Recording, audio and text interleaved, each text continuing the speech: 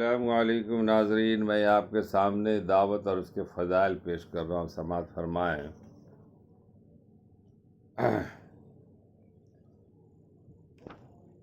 حضرت عائشہ رضی اللہ تعالیٰ عنہ فرماتی کہ جب میں نے رسول اللہ صلی اللہ علیہ وسلم کو ایک مرتبہ خوش دیکھا تو عرض کیا، یا رسول اللہ، میرے لیے اللہ تعالیٰ سے دعا فرما دے۔ آپ نے ارشاد فرمایا، اللہم اغفر لیانیاتی ما تقدم من ذنبی وما تأخر وما اسررت وما اعلن۔ اے اللہ، عائشہ کے اگلے پچھلے تمام گناہ معاف فرما دیجیے۔ اے اللہ، عائشہ کے اگلے پچھلے تمام گناہ معاف فرما دیجیے، اور ان گناہوں کو بھی معاف فرما دیجیے جو اس نے چھپ کر کیا اور اعلانیہ کی۔ اس دعا کو سن کر میں خوشی میں اتنا ہنسی کہ میرا سر میری گود سے جا لگا۔ رسول اللہ صلی اللہ علیہ وسلم نے ارشاد فرمایا، کیا تمہیں میری دعا سے بہت خوش ہو رہی ہے؟ کیا تمہیں میری دعا سے بہت خوشی ہو رہی ہے؟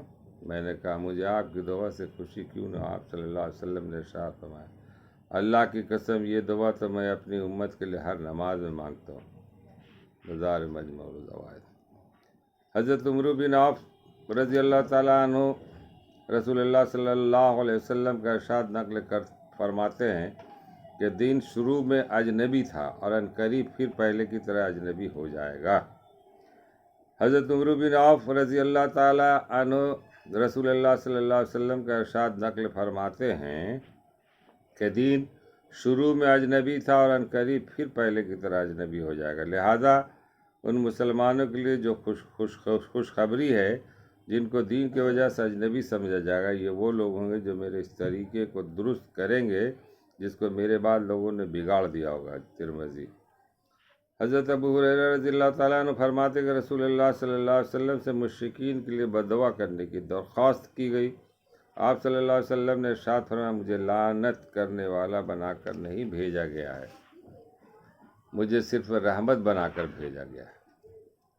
اللہ تعالی ہم لوگوں کو پڑھنے اور سننے سے زیادہ عمل کرنے کی توفیق عطا فرمائے اور دعوت دینے کی توفیق عطا فرمائے اور ہر کے لیے دعا کرنے کی توفیق عطا فرمائے، آمین۔